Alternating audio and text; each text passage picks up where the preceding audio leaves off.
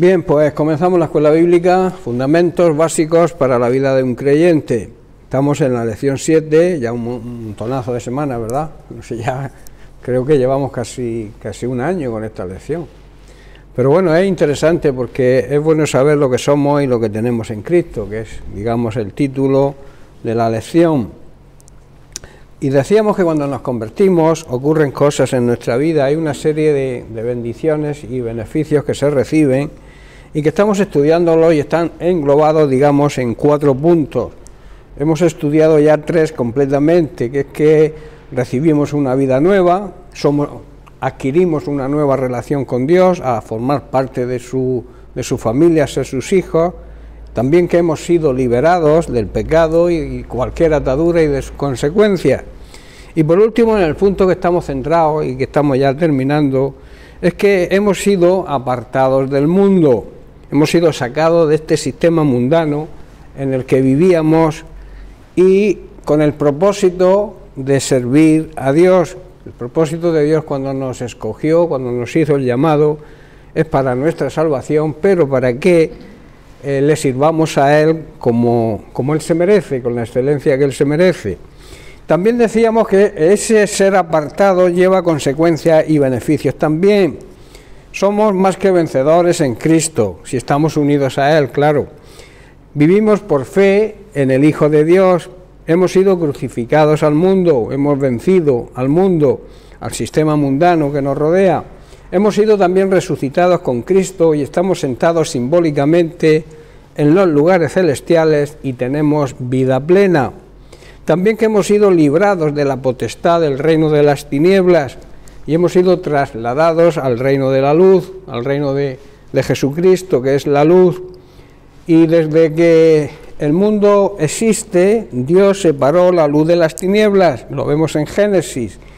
Y en nosotros estar en la oscuridad, de nosotros depende, es nuestra decisión vivir en oscuridad o vivir en la luz. Dios no te obliga, Él te dice los beneficios de la luz, de andar en luz, que es andar en obediencia a Dios, y el beneficio es la vida eterna, o andar en oscuridad, andar en rebeldía y en pecado, símbolo de las tinieblas, escondidos quizá tras las mentiras de Satanás, que a veces se cree más a Satanás que al Señor mismo. Oímos la voz de Satanás, pero no nos gusta escuchar la voz de Dios, y por tanto eso conlleva el andar en oscuridad y en tinieblas, la condenación eterna. El siguiente beneficio que hemos estado estudiando, que creo que fue la semana pasada, es que somos conciudadanos del pueblo de Dios, somos miembros de la familia de Dios. Decíamos que existen 2 familias y por tanto 2 cabezas de familia. La primera cabeza que encontramos en la Biblia es la cabeza de Adán, como padre de familia, el primer padre de familia. Y la segunda cabeza la encontramos en Jesucristo. El primer Adán tomó la decisión de desobedecer. En cambio, el segundo Adán, al que se le llama Jesucristo, se le llama el segundo Adán, decidió obedecer. Y yo pregunto, o nos preguntábamos, ¿a qué familia pertenecemos? ¿Quién dirige nuestra vida? ¿Qué cabeza es la que dirige nuestra vida? ¿Pensamos en la eternidad de nuestra alma? ¿O simplemente nos limitamos a vivir la vida física en esta tierra sin preocuparnos de la eternidad?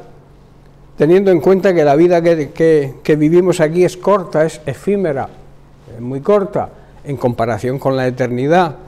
La eternidad no tiene principio ni tiene fin. Está bien que las personas que no conocen a Dios pues se preocupen, digamos, de la vida física, pero nuestra mayor preocupación como hijos de Dios es nuestra eternidad, donde pasaremos la eternidad. Y solamente hay 2 sitios, todos conocemos, y quizás no haría falta repetirlo, pero todos conocemos que existe el cielo y existe el infierno, no hay lugar intermedio, y nosotros decidimos con nuestro comportamiento aquí en la tierra qué lugar pasaremos la eternidad. Hablamos también que la iglesia es el templo, es el santuario de Dios, donde Dios habita, donde Dios mora. Y advertíamos que tenemos que tener mucho cuidado con la murmuración, la queja, la calumnia, sobre la Iglesia. Es muy peligroso. La Iglesia le pertenece a Cristo. La Iglesia, Cristo la compró con su sangre, y para Dios la Iglesia es súper importante. Por eso no debemos murmurar ni hablar mal de la Iglesia, porque, vuelvo a repetir, es el cuerpo, es el santuario donde mora Dios. Tenemos que tener mucho cuidado que no nos deslicemos, como decía Pablo, no nos resbalemos y caigamos en las mentiras de Satanás, que lo que quiere precisamente es destruir a la Iglesia de Jesucristo. También hablábamos que nuestro cuerpo físico es donde mora también el Espíritu Santo, y por tanto debemos cuidarlo, porque nuestro cuerpo no nos pertenece, le pertenece a Dios por creación y también por redención. La palabra de Dios es rotunda y concluyente cuando nos dice para qué no está hecho nuestro cuerpo. No está hecho para que lo maltratemos con vicios, con drogas, con esfuerzos excesivos, cuando trabajamos de más o hacemos grandes esfuerzos, sino está para cuidarlo. Tampoco está para hacerlo nuestro ídolo. Hay personas que su cuerpo es un ídolo, o sea, viven y trabajan pensando solamente en su físico, y eso es una forma de idolatría, amar más nuestro cuerpo que incluso al creador de nuestro cuerpo, que es Dios. Y tampoco está hecho, decíamos, para practicar la fornicación, y todos sabemos lo que es la fornicación, la relación sexual fuera del matrimonio. Nuestro cuerpo no es de nosotros, sino que fue comprado con un precio muy alto. Por eso no podemos usarlo como instrumento para hacer el mal, para pecar, sino dedicarlo para honrar y glorificar a Dios. El siguiente paso que vamos a empezar a tratar hoy es que nos ha sido dada la esperanza de vida. Cuando hemos sido apartados de este mundo, recibimos o empezamos a entender el gran misterio que supone la esperanza de Cristo en nosotros.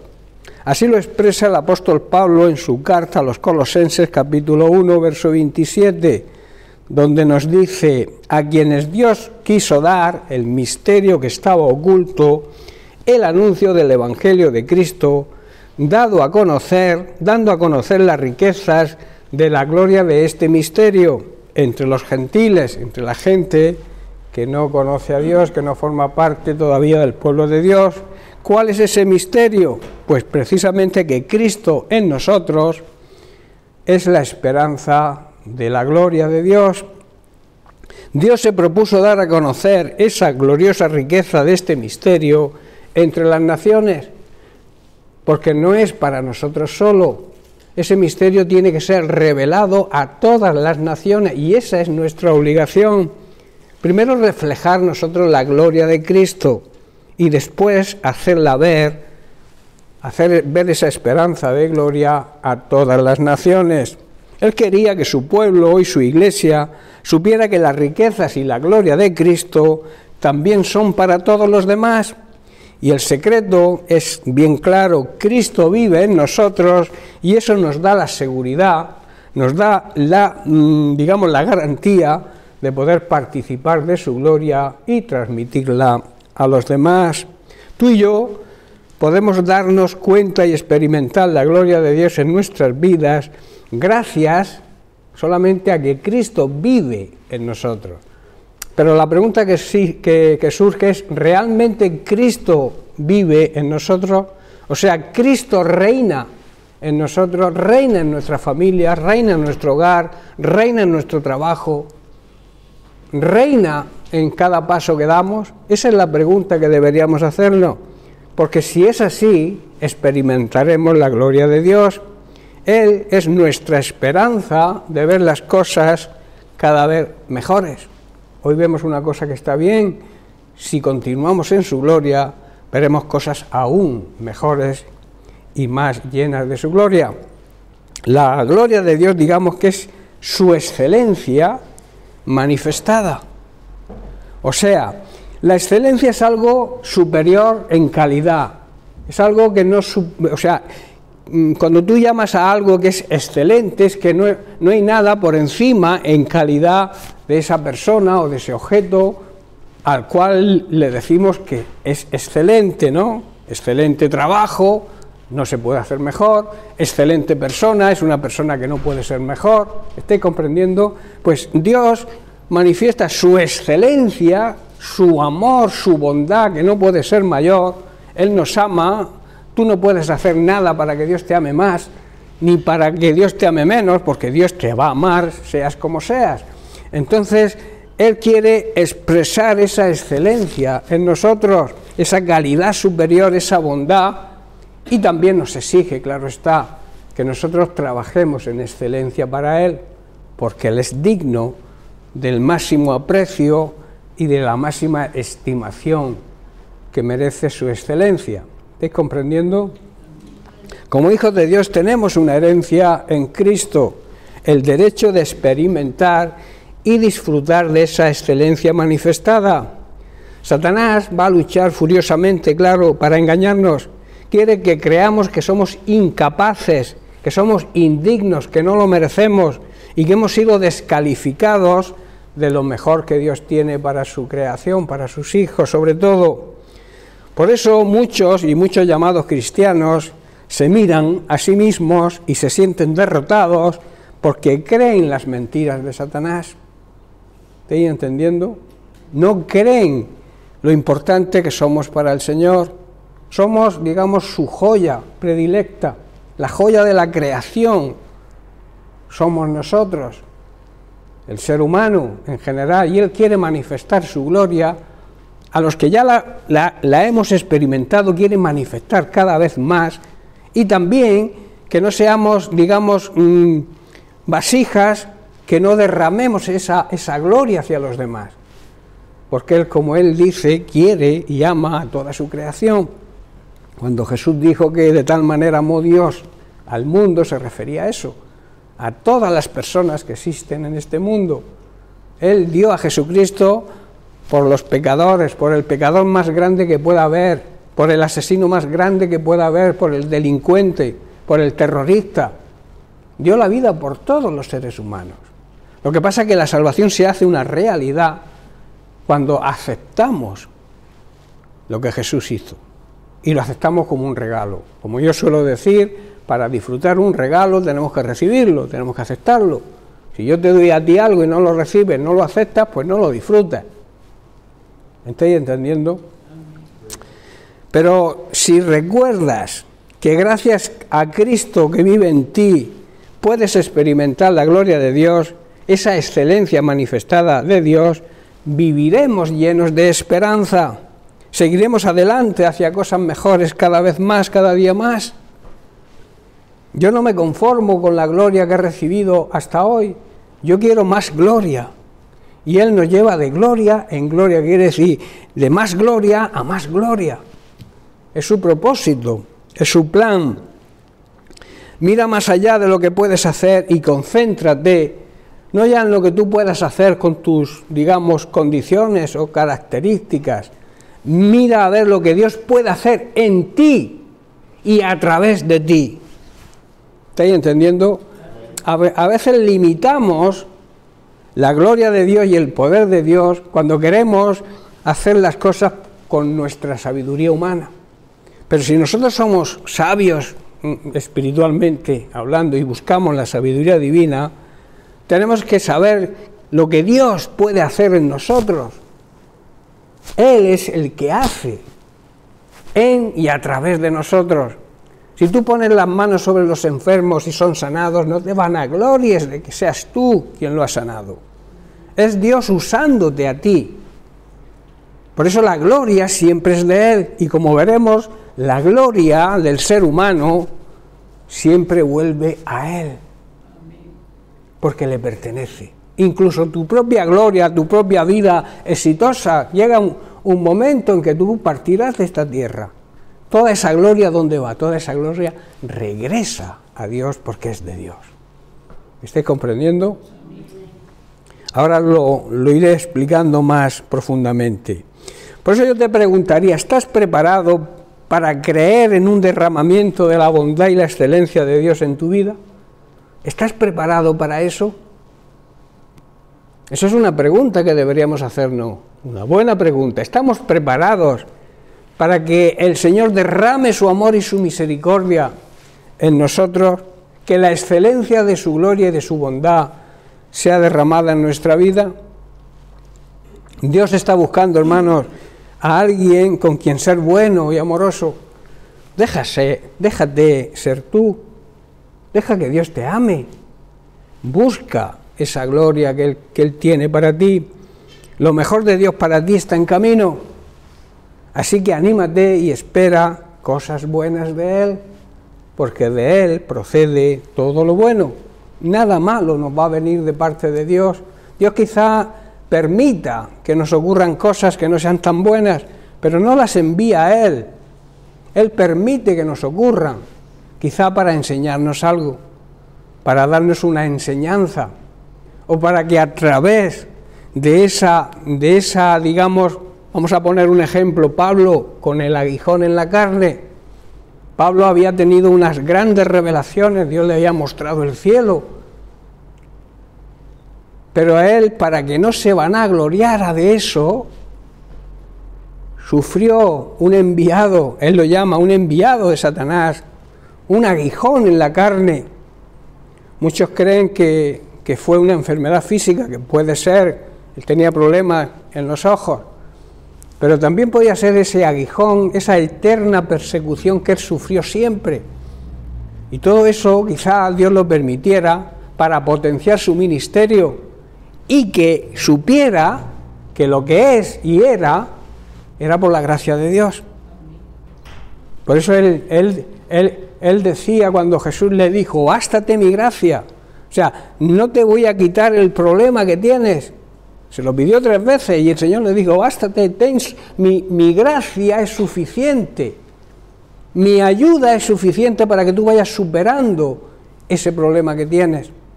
Pero te voy a mantener en ese problema para que no te enorgullezcas y creas que eres tú y tus méritos los que actúan a través de ti, sino el poder mío en ti.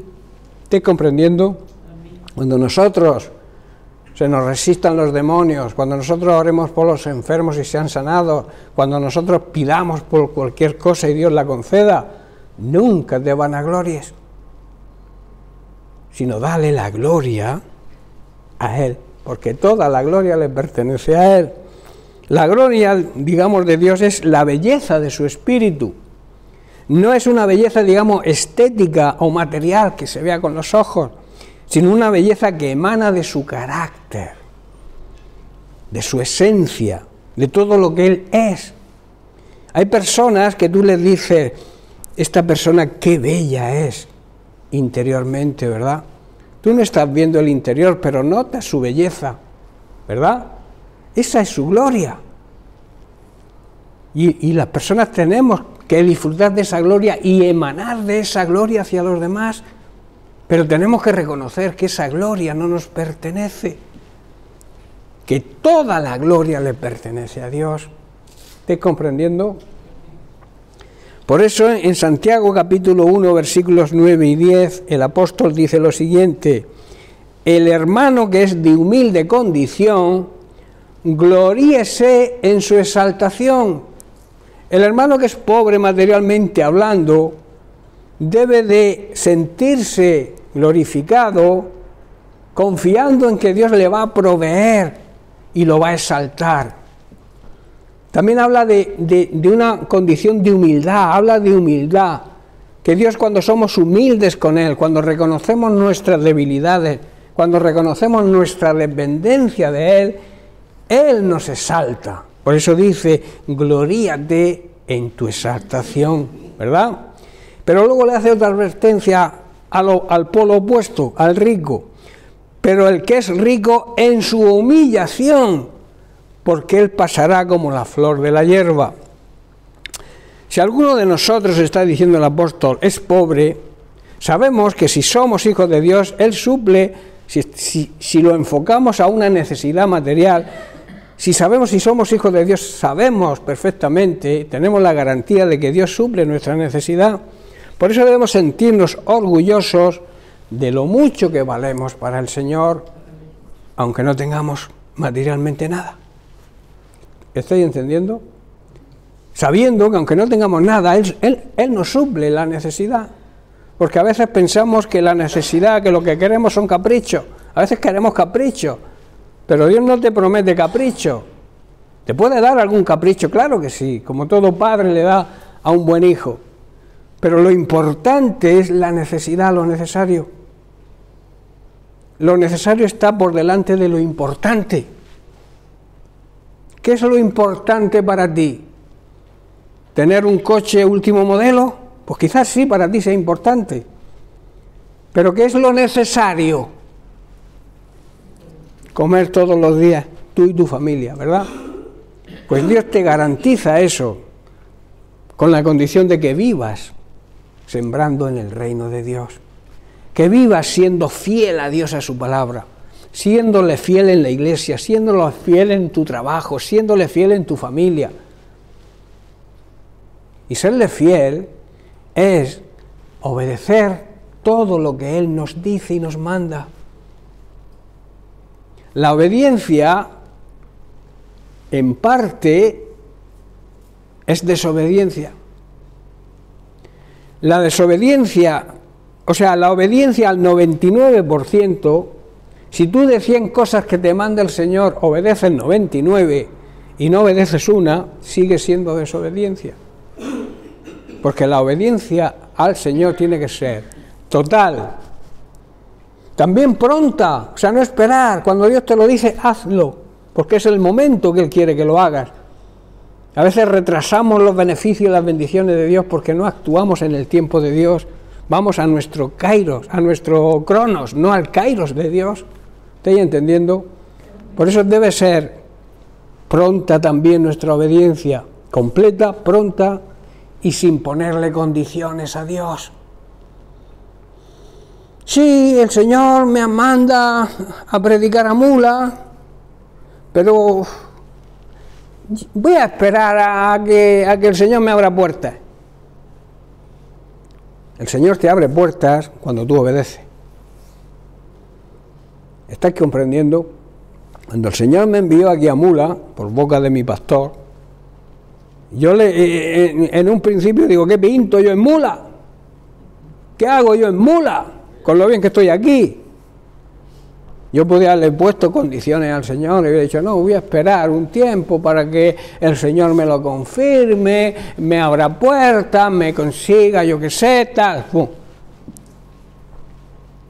No.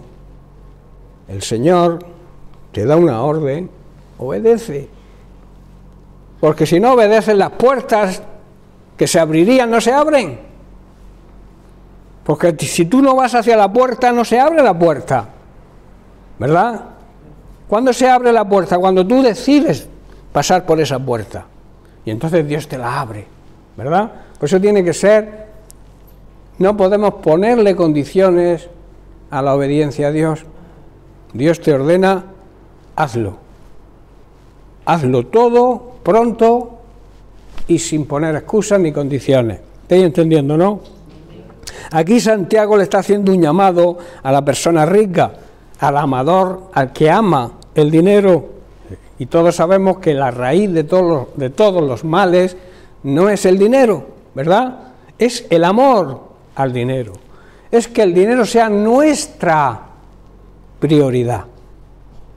Que sea nuestro Dios, a quien adoramos por delante de Dios. Y entonces hacemos el dinero algo idolátrico, ¿verdad? Idolatría. Amar el dinero es idolatría.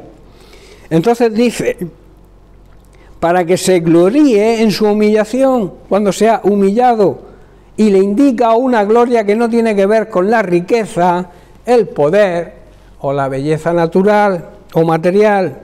Esa gloria material quizás pueda coronar a una persona o llenar la tierra, puede estar la tierra llena de esa gloria material.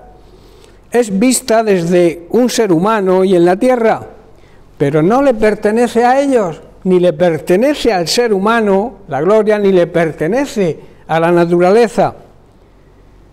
Esa gloria también le pertenece solo y en exclusiva a Dios. Me refiero a la gloria material, porque Él es el dueño de todo. Dios es el dueño de la tierra y todo lo que en ella hay, incluyendo nosotros y nuestra cartera. Le pertenece a Dios. Y eso mucha gente no lo entiende y no lo comprende. Por eso dice, la gloria del hombre es la belleza del espíritu del hombre, la cual, esa gloria, es falible, o sea que puede fallar, y también pasajera y efímera. Por mucho éxito que tengas en los negocios, por muy bien que te vaya en la vida, por tu casa lujosa, por tu piso lujoso, por tu buen coche, eso al final se va a terminar. La gloria de Dios no se termina, es eterna. La gloria humana del hombre sí se termina porque vuelve a Él, porque le pertenece también. No sé si captáis el sentido de la enseñanza de hoy. La gloria toda le pertenece a Dios, incluso la propia gloria de aquellos que no creen en Él le pertenece a Dios. Y llegará un día en que esa persona tenga que dar cuentas, crea o no crea. Y dejará su espíritu, saldrá de su cuerpo, y la gloria de ese cuerpo se terminará. ¿Dónde va esa gloria? Al que le pertenece, a Dios mismo. ¿Estáis comprendiendo? La gloria de Dios, la cual se manifiesta en el conjunto de todos sus atributos. Jamás se desvanece la gloria verdadera, la gloria eterna, la gloria de Dios. Nunca se desvanece, porque está basada en sus atributos. ¿Conocéis los atributos de Dios? Mirad, primero es la santidad. Dios es un Dios 3 veces santo, santo el Padre, el Hijo y santo el Espíritu Santo.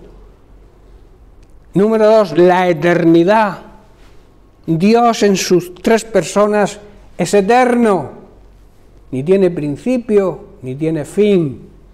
También es omnipotente, todopoderoso, todo lo puede, para Él nada hay imposible. También es omnisciente, que significa que todo lo sabe. Él sabe lo que va a ocurrir mañana. Nosotros no, ¿verdad? Por eso nuestra gloria es efímera y la de Él es eterna. El siguiente es el amor. El siguiente atributo de Dios es el amor. Y el amor de Dios es eterno. Tampoco tiene principio, ni tiene fin, es un amor incondicional. Él te ama porque Él es amor. Y Él creó al ser humano, nos creó a nosotros para derramar su amor sobre nosotros. La inmutabilidad, otro de sus, atributos. Él no cambia de idea. Como el hombre, el ser humano, hoy piensa una cosa, mañana la contraria. Dios es inmutable. No cambia de parecer. Y por último, es omnipresente. Está en todas partes. Cosa que nosotros tampoco podemos, ¿verdad? Por eso la gloria de Dios, que está basada en sus atributos, es eterna, porque todas estas condiciones, todos estos atributos de Dios son eternos. ¿Estáis comprendiendo? En Isaías capítulo 43, verso 7, dice que Dios nos creó para su gloria. Dios te creó a ti y a mí para que le glorifiquemos con nuestra forma de vivir. Con nuestro testimonio, Dios tiene que ser glorificado. Esa gloria que recibimos de Él cuando nos convertimos, tenemos que devolverla en un sentido figurado, andando en obediencia y en santidad. No hay otra manera de glorificar a Dios, sino vivir en el orden de Dios, viviendo en la santidad que Él nos exige, viviendo en el orden que Él nos exige. A veces se basan, algunas personas se basan todo en el amor. El amor es bueno, claro que sí, Dios es amor. Pero tú no puedes hacer las cosas y decir, no, es que hay que amar, tenemos que amarnos, hay que amarnos, pero en el amor va incluida la disciplina y el orden. El buen padre ama a sus hijos, ¿sí o no? Los ama, pero tiene que disciplinarlos, tiene que castigarlos cuando hacen las cosas mal, ponerles un castigo, ¿verdad? Pero nosotros no podemos aceptar que Dios nos castigue. No, Dios no castiga a nadie. Dios es un buen padre y la demostración de amor se hace a través de la disciplina. Dios nos corrige porque nos ama. Dios nos castiga porque nos ama. Él no quiere ejercer esa disciplina, pero todo padre debe ejercer disciplina sobre sus hijos. Y si no, ¿qué pasaría con los hijos? ¿Qué pasaría con los hijos si no los educamos, si no los disciplinamos, si no les castigamos cuando hacen una cosa mal para que no la hagan? ¿Qué pasaría? Que a los 3 años ya no habría quien los controlara. Porque se nace con la tendencia al pecado, se nace con la tendencia a la rebeldía y a la desobediencia. Ya se nace así. Entonces, la labor de los padres, y sobre todo de los padres cristianos, es conducir, educar, instruir. El libro de los Proverbios dice, instruye al niño en su camino, en su vida, instrúyelo, y aun cuando sea mayor, no se apartará de esa instrucción que tú le has dado. Por eso debemos instruirlos en la palabra de Dios, instruirlos en el amor de Dios, para que ellos luego sigan la cadena. Hay un refrán que dice, de tal palo, tal astilla, ¿verdad? Los hijos siempre imitan a los padres. Yo tengo 3 hijos y laboralmente los 3 hijos han trabajado en lo mismo que yo he trabajado siempre. Y espiritualmente están haciendo lo mismo que yo, están pastoreando ya 2, están pastoreando 2, ya son pastores, y el tercero predica el Evangelio y es líder de alabanza. Antes de ayer fuimos al hospital con Marisa, que la viera por la inflamación de la boca, el maxilofacial, el médico. Y hablando con él en un tono así, dice, pues yo tengo 2 hijos y los 2 son médicos.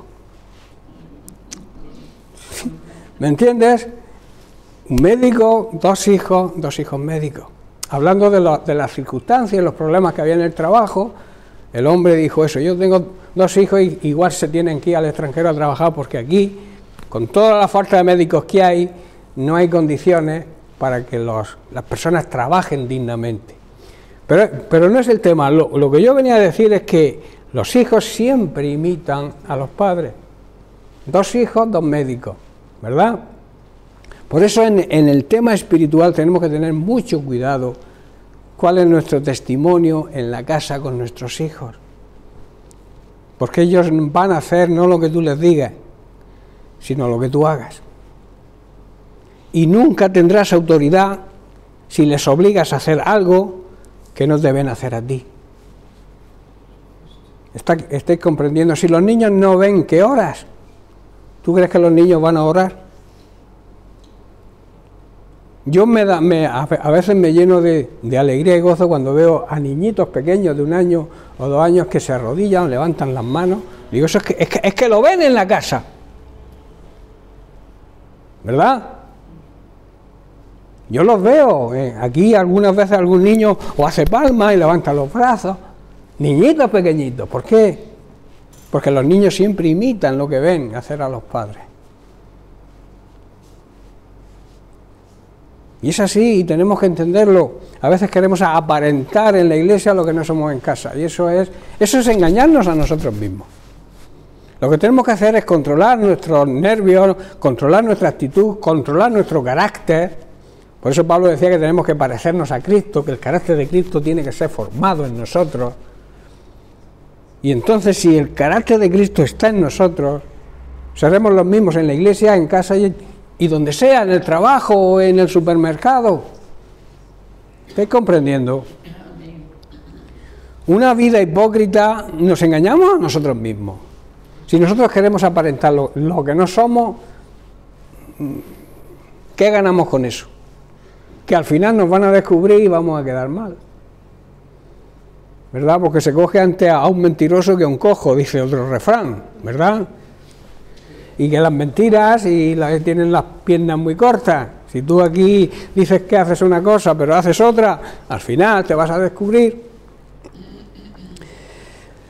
En el contexto de Isaías, que Dios nos creó para su gloria, en otros versículos se puede decir que el hombre, el ser humano, glorifica a Dios porque a través de él la gloria de Dios puede ser vista. A través de nosotros como cristianos, los demás pueden ver la gloria de Dios, como amamos, como nos amamos, la misericordia que tenemos, la bondad que tenemos. También con la música se honra y se alaba a Dios, con la valentía y con el denuedo para hacer cosas, para salir a predicar el Evangelio sin miedo. Todo eso vienen como consecuencia de seguir al Maestro de los Maestros, que tiene todos los atributos de Dios que hemos leído antes, ¿verdad? Y nosotros somos como vasos de barro que contienen todas esas cosas que he leído: el amor, la misericordia, la bondad. ¿Estáis comprendiendo? En 2 Corintios capítulo 4, versículo 7, Pablo dice: pero tenemos este tesoro, o sea, la gloria de Dios, que es un tesoro, en vasos de barro, para que la excelencia del poder sea de Dios y no de nosotros. Vuelvo a repetir, la gloria es toda para Dios. No te queda ninguna gloria para ti, porque le pertenece a Dios. No te ensaltes cuando Dios te use, sino dale la gloria y las gracias a Dios por haberte usado. Sé humilde. Los creyentes tenemos esa luz que brilla en nuestro corazón, pero nosotros mismos somos como frágiles vasijas de barro que contienen ese gran tesoro de la gloria de Dios. Esto deja bien claro que nuestro poder proviene de Dios, no de nosotros. Si tú tienes poder para hacer algo, es porque Dios te lo ha dado. Si tú tienes habilidad o talento para hacer algo, es porque Dios te lo ha dado. Y eso es humildad, eso es, digamos, ensalzarse en nuestra humildad. A ver si entendéis. Ensalzarse es orgullo, pero cuando uno dice yo soy humilde, ya está siendo orgulloso. ¿Me entiende o no? Lo que hay que demostrarlo de verdad. Demostrar la humildad no de palabras, sino de hecho. Y entonces debemos saber que la gloria no es de nosotros. El poder que tenemos es un poder delegado de Dios. Somos los vasos de barro que contienen su gloria. Todas las cosas que somos capaces de hacer o somos, se encuentran la fuente en Él. La fuente de todo lo que sabemos y todo lo que somos y todo lo que seamos capaces de hacer, viene de parte de Él. Pero hay otra cosa muy importante, que Dios también interactúa con la naturaleza. O sea, la naturaleza es el resto de la creación. Nosotros digamos que somos la joya de la creación, pero Dios ama toda su creación y entonces también interactúa con la misma naturaleza. La naturaleza exhibe y expresa también la gloria de Dios, ¿verdad? Su gloria es revelada en la mente de las personas a través del mundo material también, y de muchas formas, y con frecuencia en diferentes maneras para diferentes tipos de personas. Os pongo un ejemplo. Una persona puede quedar cautivada cuando mira las montañas, ¿verdad? Otra persona puede amar, digamos, la belleza del mar.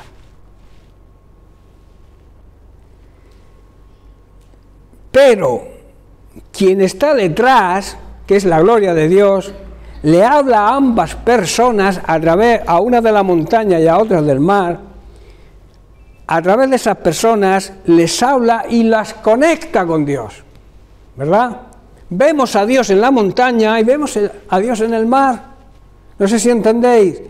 A unas personas les encanta el mar y a otras la montaña, pero a esas dos personas la gloria de Dios las conecta, porque ven la gloria de Dios en eso y las conectan con Dios. ¿Estáis comprendiendo? De esta manera Dios es capaz de revelarse a sí mismo a todos los seres humanos, sin importar su raza, su religión, su piel, su economía o su lugar donde habite, porque Dios ama a toda su creación y todos quieren que procedan al arrepentimiento y todos puedan ser salvos y recibir su gloria. David, en el Salmo 19, versículos 1 al 4, declara lo siguiente: los cielos cuentan la gloria de Dios y el firmamento anuncia la obra de sus manos. Un día emite palabra a otro día y una noche a otra noche. Declara sabiduría. No hay lenguaje ni palabras, ni es oída su voz. Por toda la tierra salió su voz y hasta el extremo del mundo sus palabras. ¿Qué está expresando aquí David? David está diciendo que los cielos proclaman la gloria de Dios. Cuando tú miras al cielo, ves el firmamento, las estrellas, todo eso hace una proclamación de la gloria de Dios. ¿Y el firmamento? ¿Qué es el firmamento? El firmamento, digamos que es el apoyo o el cimiento sobre lo que se afirma todo, ¿verdad? Entonces despliega la destreza de sus manos día tras día, todo esto no deja de hablar y noche tras noche de conocer. O sea, nosotros vemos, y aunque no nos hablen las montañas, aunque no nos hable el mar, sí oímos la gloria de Dios, ¿verdad? Es lo que está diciendo. Cuando hablan, dice, hablan sin sonidos ni palabras. El mar no te habla, la montaña tampoco, pero su voz jamás se oye. Sin embargo, su mensaje, el mensaje que transmite, se va difundiendo por toda la tierra y sus palabras por todo el mundo, porque en todo el mundo existe el mar y existen las montañas. Son ejemplos, pero hay muchos más ejemplos, ¿verdad? Dios mismo dice que preparó un hogar para el sol en los cielos. Tremendo, ¿verdad? La demostración de la gloria de Dios. Y también en el Salmo 73, versículo 24, el salmista en su oración declara lo siguiente. Dice, me guías con tu consejo, o sea, con tu palabra, y me conduces a un destino glorioso. Asaf, que es quien escribió este salmo, que era líder de la alabanza, era un levita, llama gloria al cielo. Destino glorioso de todos los redimidos por la sangre de Cristo. La gloria también es el cielo. Solía ser, o se solía escuchar a los cristianos hablar de la muerte como ser recibido en la gloria, ¿verdad? La cual es una frase que se toma de este salmo precisamente. Hoy también se habla de ir al infierno o ir a la gloria, ¿verdad? Como lugares de destino de nuestra alma cuando morimos. Por eso también la gloria de Dios es el cielo. Para los cristianos antiguos, cuando morían, se solía decir la frase esa, ha sido recibido en la gloria. Cuando moría un cristiano, claro. Y nosotros también hablamos así, ir al cielo, ir a la gloria o ir al infierno. Lo que está claro es que un cristiano cuando muere es llevado a la presencia de Dios y en su presencia estará naturalmente rodeado por la gloria de Dios. ¿Estáis comprendiendo? Seremos llevados al lugar donde literalmente reside la belleza de Dios. La belleza de su espíritu va a estar allí, porque Él está allí. La belleza de su espíritu o la esencia de quien es Él es su gloria. Qué bonito, ¿verdad? Qué precioso. En ese lugar su gloria no necesitará venir a través de los seres humanos o de la naturaleza, el resto de la creación. En vez de ello, será visible claramente a nuestros ojos, porque le estaremos viendo cara a cara. Estaremos viendo la gloria de Dios. Ya no necesitamos el mar para ver su gloria, ni las montañas, porque estamos en la presencia misma de Dios, estamos en la presencia misma de su gloria. Estoy terminando ya. Así lo expresa Pablo cuando en 1 Corintios 13:12 dice lo siguiente: ahora vemos por espejo, oscuramente, mas entonces veremos cara a cara. Ahora conozco en parte, dice Pablo, pero entonces conoceré como fui conocido. Lo que está diciendo Pablo es que ahora vemos de manera imperfecta, no lo vemos claro, como reflejos, hay como reflejos que desconciertan, pero luego veremos todo en perfecta, claridad, luminosidad. Todo lo que ahora se conoce en parte o incompleto, luego lo conoceremos por completo, tal como Dios es y como Dios ya nos conoce a nosotros completamente. En el sentido, terrenal humano, la gloria es una belleza o vitalidad que descansa sobre lo material de la tierra y por eso es pasajera y efímera. La razón de su desvanecimiento es porque las cosas materiales no perduran, se marchitan y mueren, porque la gloria que se encuentra en ellas le pertenece a Dios y vuelve a Él cuando el deterioro o la muerte se adueñan de lo material. ¿Estáis entendiendo? Nosotros somos muy bellos, somos preciosos, guapísimos, tenemos un cuerpo esbelto, somos de museo, pero un día todo eso se va a desvanecer y toda esa gloria material, toda esa gloria terrenal, ¿a dónde va? Desaparece de nosotros porque morimos y a los 3 días estamos ya hechos polvo, o sea, convertidos en polvo. Esa gloria le regresa a Dios porque es suya, porque repito, toda la gloria es suya. Recuerda el hombre rico que mencionamos antes. Los versos dicen: el hermano que es de humilde condición, gloríese en su exaltación, porque cuando se humilla Dios lo levanta. Pero el que es rico en su humillación, porque él pasará como la flor de la tierra. ¿Qué significa esto? Y con esto termino. Se le advierte a la persona rica que se dé cuenta que su riqueza, su poder y la belleza le proceden de Dios, y que se humille al recapacitar en que es Dios quien lo hizo y que hizo lo que Él es. ¿Estáis entendiendo? Y le dio todo cuanto tiene, porque repito, todo le pertenece a Él, y que sea consciente de que perecerá como la hierba. Tenemos que ser conscientes que un día nuestra hermosura desaparecerá, igual que una flor, tú la ves preciosa, bella, pero cuando se desvanece es algo horrible, ¿verdad? Pierde su belleza, pierde su gloria, lo mismo que las personas la perdemos, en ese sentido, ¿no? Porque el cuerpo vuelve a la tierra. Dice así: y afirme la gloria y entienda que esa gloria no proviene del ser humano o de los ídolos del hombre o de la naturaleza, sino que procede de la fuente, emana de la fuente, del manantial de la gloria de Dios.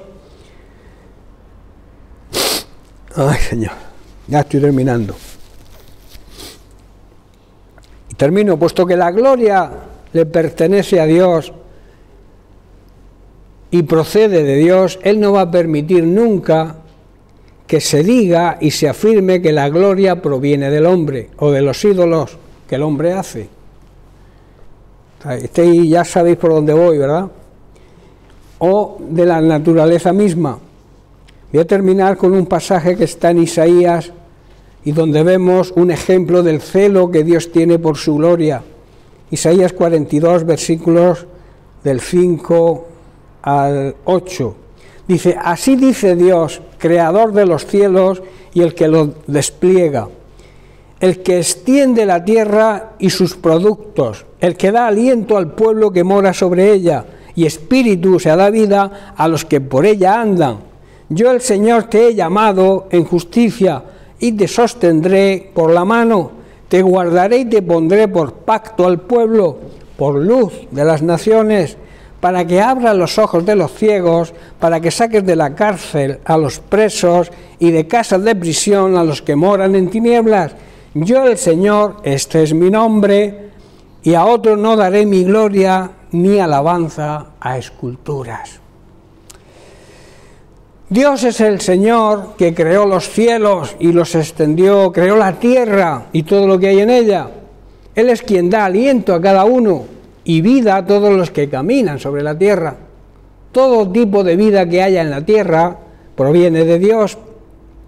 Y Él es quien dice hoy, y nos lo dice a nosotros, su iglesia. Prestar atención. Yo, el Señor, te he llamado para que manifiestes mi justicia, para que vivas en mi justicia. Vivir en la justicia de Dios es demostrar que hemos sido justificados por Cristo, viviendo en el orden de Dios, viviendo en obediencia a su palabra. Dice: te tomaré de la mano, iglesia, y te protegeré, y te daré a mi pueblo. ¿Recordáis las palabras del domingo? Que Dios, la iglesia, no son estas paredes que están aquí, la iglesia somos nosotros, y tenemos que estar en el pueblo, donde Dios nos ha mandado estar. Aquí venimos, aquí oramos, aquí intercedemos, aquí vemos la gloria de Dios manifestarse quizás, pero tenemos que salir ahí afuera, porque Dios nos dice: te daré a mi pueblo. Y ellos son también su pueblo, que Él quiere que sean salvos. Por eso tenemos que abrir las puertas a la ciudad, salir y predicar el Evangelio sin miedo y sin cobardía. Y luego añade: y serás una luz para guiar a las naciones. Abrirás los ojos de los ciegos, tanto físicos como espirituales. Hay muchas personas ciegas espiritualmente.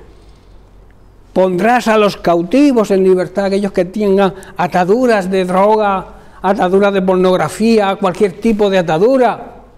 Tenemos que liberarlos de esas cárceles.